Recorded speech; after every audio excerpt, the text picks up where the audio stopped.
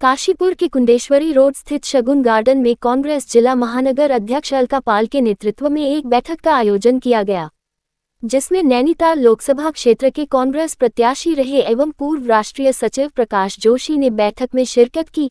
इस दौरान उन्होंने प्रेस से वार्ता करते हुए भारतीय जनता पार्टी को आड़े हाथों लेते हुए भाजपा के खिलाफ जमकर जहर उगला। उन्होंने प्रेस वार्ता के दौरान कहा कि मिशन 2027 को लेकर प्रदेश के हर कोने में कांग्रेस कार्यकर्ता मजबूती से चुनाव की ओर अग्रसर है।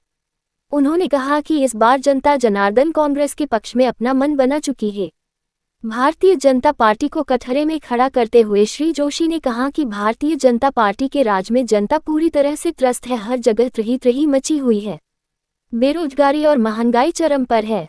भाजपा कार्यकाल में महिलाएं अपने आप को असुरक्षित महसूस कर रही हैं। उन्होंने कहा कि 2027 के विधानसभा चुनाव में कांग्रेस पूर्ण बहुमत से इस बार सरकार बनाएगी और भारतीय जनता पार्टी को उखाड़ फेंकेगी। इस मौके पर कांग्रेसी अनुपम शर्मा, दीपिका गुड़िया, इंदुमान, उमा वात्सल्य, इंद्र सेठी, ब्रह्मापाल, महेंद्र वेदी, अब्दुल कादिर, सरफराज, सरित चतुर्वेदी, विदुशेखर शर्मा, अनिल शर्मा, राजेश शर्मा, प्रदीप जोशी, शिवम उपाध्याय, मुशर्रफ हुसैन, मंजू नेगी, जितेंद्र सरस्वती, कुलदीप एरी, रवि ढींगरा, शाह आलम, हरदेव सिंघेरी, उमेश जोशी, मनोज जोशी, सुरेश शर्मा जंगी आदि तमाम कांग्रेसी मौजूद रहे।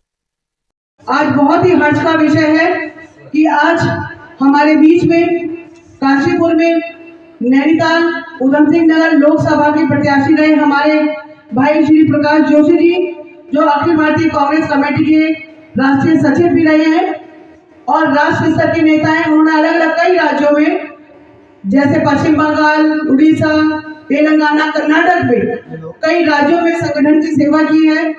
ऐसे हमारे राष्ट्रीय स्तर के हमारे भाई श्री प्रकाश जोशी जी हमारे बीच उपस्थित हैं। मैं समस्त कांग्रेस परिवार की तरफ से और सभी पत्रकार बंधुओं की तरफ से आपका हार्दिक स्वागत, हार्दिक अभिनंदन करती हूँ। पूर्व राष्ट्रीय सचिव और हमारे यहाँ कांग्रेस पार्टी के सांसद प्रत्याशी रहे भाई प्रकाश जोशी जी, हमारे बीच हमारे AICC के सदस्य बड़े भाई अनुपम शर्मा जी, महानगर के जिला अध्यक्ष अलका पाल जी और सभी कांग्रेस कार्यकर्ता, आपका यहाँ सभी पत्रकार बंधुओं का स्वागत है, इस्तकबाल है। माननीय प्रकाश जोशी जी, शुरू। 9 वर्ष से अधिक समय हो गया है उत्तराखंड में भारतीय जनता पार्टी की सरकार। तो भैया बंद करो मोबाइल। 9 साल में उत्तराखंड ने 3 मुख्यमंत्री देखे भारतीय जनता पार्टी के, मंत्रिमंडल देखा और बहुत सारे राज्य कक्षा और कैबिनेट स्तर के मंत्री भी देखे। लेकिन उस सबसे बढ़कर मिला क्या राज्य 9 साल के अंदर? एक लगातार सरकार 9 साल की होना कोई छोटी बात नहीं, ये बड़ी बात है कि इतना लंबा समय लगातार मिल रहा है।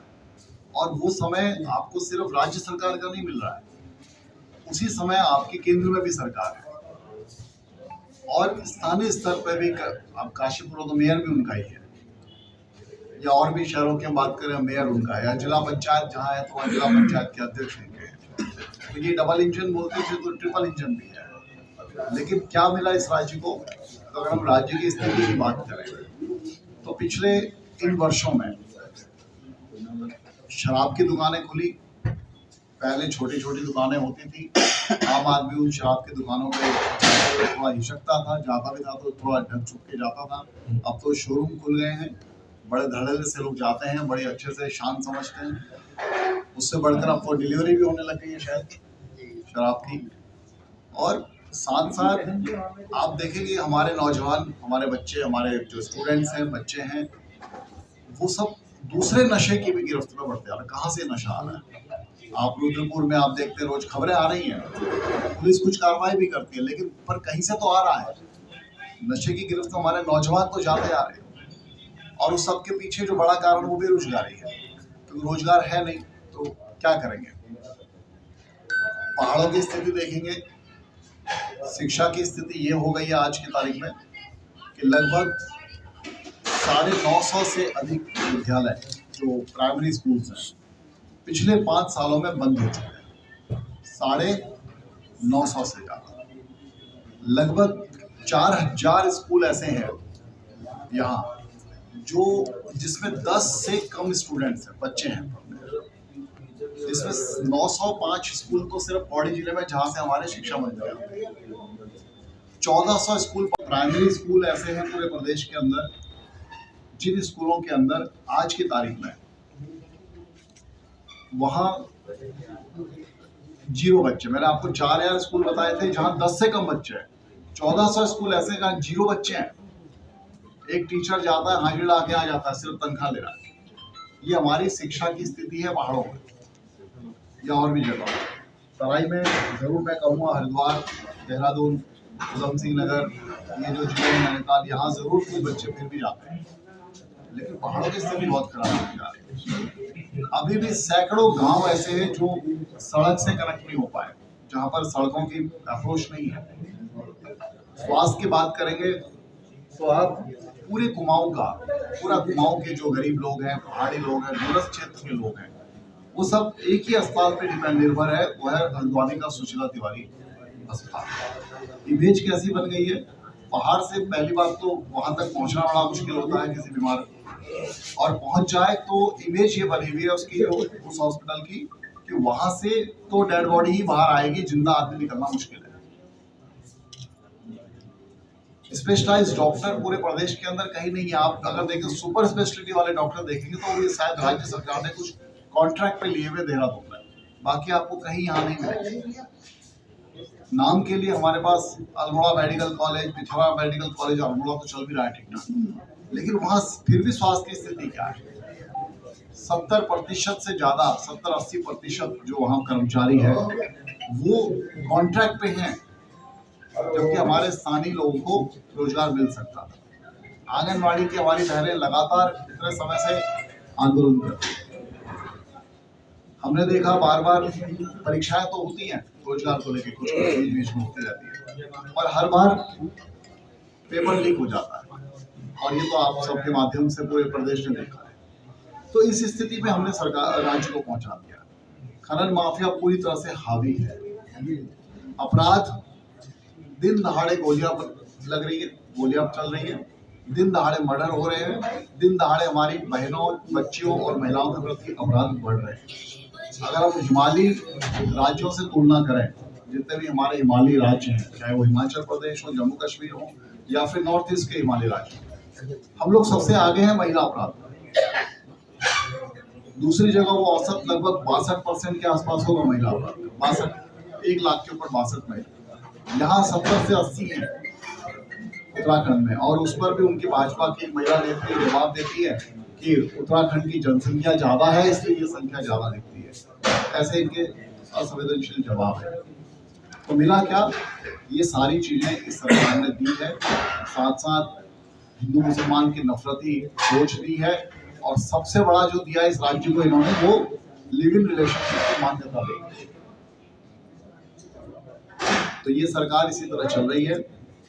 भ्रष्टाचार, आप तो जागरूक साथी हैं, हर विभाग में कुछ ना कुछ काम आपके कभी व्यक्तिगत पड़ते होंगे, कभी हो सकता है कि जनता के कुछ लोग, आम जनता भी आपसे संपर्क करती होगी अपनी मदद के लिए सरकारी विभागों में, और जब वो मदद मांगने जाते होंगे लोग, तो क्या होता होगा, बिना रिश्वत दिए, बिना सुविधा शुल्क दिए, किसी डिपार्टमेंट से आप कुछ काम, अपना जो सही काम है, जो एक आपका बिल्कुल जिस काम में कोई त्रुटि भी नहीं है, जो जेन्युइन काम है, आपको काम नहीं करा सकते।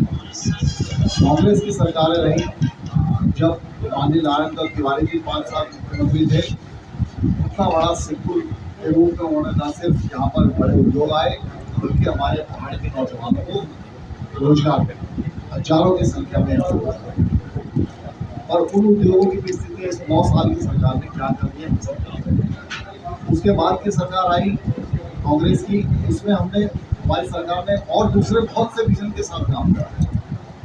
जो गरीब पक्ष के लोग थे, जो जरूरतमंद लोग थे, जो कमा नहीं सकते थे, दूरस्थ पहाड़ों में कहीं रह रहे हैं, हर वर्ग के लिए कुछ न कुछ योजनाएं आए। कहीं पेंशन के नाम पर उनको आर्थिक मदद करी, कहीं उनको रोजगार देने के नाम पर आर्थिक मदद करी। ये सब हमारी 5 साल की सरकार ने। तो आज आप सबसे मुख्य बातचीत करने का मुख्य कारण ये था कि प्रदेश की स्थिति सचमुच चिंताजनक होती जा रही है।